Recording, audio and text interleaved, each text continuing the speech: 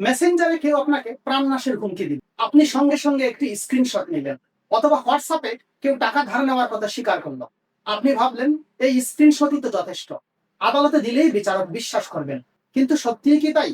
একটি স্ক্রিনশট কি আদালতে বৈধ প্রমাণ, নাকি এরও কিছু আইনি শর্ত রয়েছে? আজকের ভিডিওতে আমরা আলোচনা করব বাংলাদেশের বর্তমান আইনে স্ক্রিনশটের আইনগত অবস্থান কি, আদালত কখন মোবাইলের স্ক্রিনশট প্রমাণ হিসাবে গ্রহণ করতে পারেন।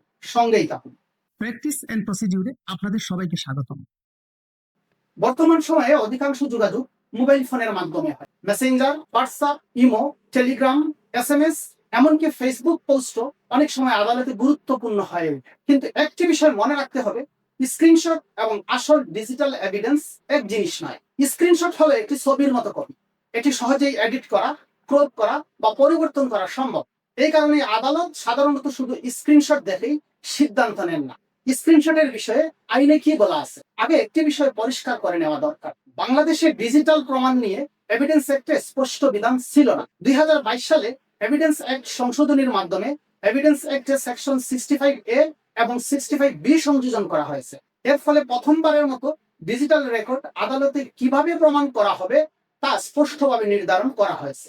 এছাড়া তথ্য ও যোগাযোগ প্রযুক্তি আইন এবং সাইবার সুরক্ষা আইন 2026-এর অধীনে তদন্তে ডিজিটাল ডিভাইস, মেটাডেটা, সার্ভার তথ্য এবং ফরেনসিক বিশ্লেষণও গুরুত্বপূর্ণ ভূমিকা পালন করতে পারে। এবার আমরা দেখব সেকশন 65A এবং সেকশন 65B তে কি বলা হয়েছে। সেকশন 65A তে বলা হয়েছে ডিজিটাল রেকর্ডের বিষয়বস্তু সেকশন 65B অনুযায়ী প্রমাণ করতে হবে। অর্থাৎ যদি আপনার কাছে screenshot, WhatsApp chat, Messenger conversation, Facebook post, email, call recording, CCTV footage বা অন্য কোনো ডিজিটাল তথ্য থাকে, তাহলে আদালত সেটি গ্রহণ করবেন কিনা তা মূলত সেকশন 65B অনুযায়ী নির্ধারিত হয়। এখন আমরা দেখব সেকশন 65B তে কি বলা হয়েছে। কম্পিউটার বা মোবাইলে সংরক্ষিত, রেকর্ডকৃত অথবা কপি করা ডিজিটাল তথ্য নির্দিষ্ট শর্ত পূরণ করলে ডকুমেন্ট হিসাবে গণ্য হবে এবং আদালতে প্রমাণ হিসাবে গ্রহণযোগ্য হতে পারে।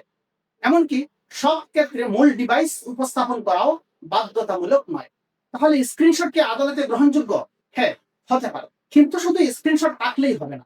কারণ স্ক্রিনশট খুব সহজে এডিট করা যায়, ফেক চ্যাট তৈরি করা যায়, টাইম সেটআপ পরিবর্তন করা যায়, কনভারসেশন এডিট করা যায়। এই কারণে আদালত স্ক্রিনশট দেখেই সিদ্ধান্ত দেন না।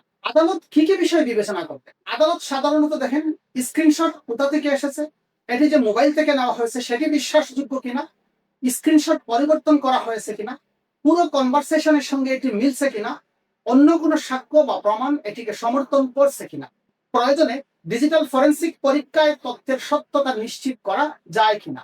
অর্থাৎ আদালতের কাছে সবচেয়ে গুরুত্বপূর্ণ বিষয় হলো অথেন্টিসিটি বা সত্যতা। আমরা একটি উদাহরণের মাধ্যমে এইভাবে বিষয়টি আলোচনা করতে পারি। ধরুন আপনার কাছে একটি হোয়াটসঅ্যাপ স্ক্রিনশট আছে, সেখানে লেখা আছে আমি আগামীকাল আপনাকে 5 লক্ষ টাকা ফেরত দেব। এখন আপনি আদালতে শুধু স্ক্রিনশট দিলেন, কর্তৃপক্ষ বলল এটি এআই দিয়ে বানানো। এখন আদালত কি করবেন? আদালত প্রয়োজনে মূল মোবাইল দেখতে চাইতে পারেন, পুরো চ্যাট হিস্ট্রি দেখতে পারেন, মেটাডেটা বা অন্যান্য ডিজিটাল তথ্য বিবেচনা করতে পারেন, অথবা ফরেনসিক পরীক্ষার সাহায্য নিতে পারেন। অর্থাৎ স্ক্রিনশট একটি মামলার শেষ কথা নয়, এটি একটি গুরুত্বপূর্ণ ডিজিটাল প্রমাণের অংশ হতে পারে। এভিডেন্স অ্যাক্টের সেকশন 65B এর সাবসেকশন 2 তে কিছু শর্ত উল্লেখ করা হয়েছে। যেমন তথ্যটি নিয়মিত ব্যবহৃত কম্পিউটার বা ডিভাইস থেকে আসতে হবে, তথ্যটি স্বাভাবিক কার্যক্রমের অংশ হিসাবে সংরক্ষিত বা প্রক্রিয়াকৃত হতে হবে, ডিভাইসটি সংশ্লিষ্ট সময়ে সঠিকভাবে কাজ করেছিল এবং উপস্থাপিত কপিতে মূল তথ্যের যথাযথ প্রতিফলন হতে হবে। এসব শর্ত পূরণ হলে ডিজিটাল রেকর্ডের গ্রহণযোগ্যতা শক্তিশালী হয়। তাই যদি কোনো গুরুত্বপূর্ণ মেসেজ, চ্যাট বা হুমকির প্রমাণ সংরক্ষণ করতে চান, তাহলে শুধু স্ক্রিনশট নিয়ে বসে থাকবেন না। সম্ভব হলে পুরো চ্যাট হিস্ট্রি ব্যাকআপ রাখুন, মূল মোবাইল সংরক্ষণ করুন, মেসেজ ডিলিট করবেন না। প্রয়োজনে দ্রুত আইনজীবীর পরামর্শ নিন, এতে ভবিষ্যতে প্রমাণ উপস্থাপন করা অনেক সহজ হয়। আজকে আমাদের আলোচনার সার কথা হলো এই, মোবাইলের স্ক্রিনশট আদালতে প্রমাণ হিসাবে গ্রহণযোগ্য হতে পারে, কিন্তু শুধু স্ক্রিনশট থাকলেই মামলা জেতা যায় না। আদালত সব সময় দেখবেন স্ক্রিনশটের সত্যতা, এর উৎস, আইনগত শর্ত এবং অন্যান্য সাক্ষ্য প্রমাণের সঙ্গে এর সামঞ্জস্য। এই সকল যোগসূত্র যদি এক সুতোয় গাঁথা থাকে, তাহলে অবশ্যই স্ক্রিনশট একটি নির্ভরযোগ্য প্রমাণ। আমাদের এই ভিডিওটি ভালো লাগলে একটি লাইক দিন।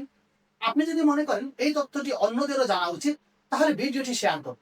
সহজ ভাষায় আইন বিষয়ক ভিডিও নিয়মিত পেতে আমাদের প্র্যাকটিস এন্ড প্রসিডিউর চ্যানেলটি সাবস্ক্রাইব করুন এবং পাশে থাকা বেল আইকনটি অন করে রাখুন। পরবর্তী ভিডিওতে আইনের নতুন আরেকটি গুরুত্বপূর্ণ বিষয় নিয়ে আপনাদের সম্মুখে আবার হাজির হব। সেই পর্যন্ত সবাই ভালো থাকেন, নিরাপদে থাকেন। আল্লাহ হাফিজ।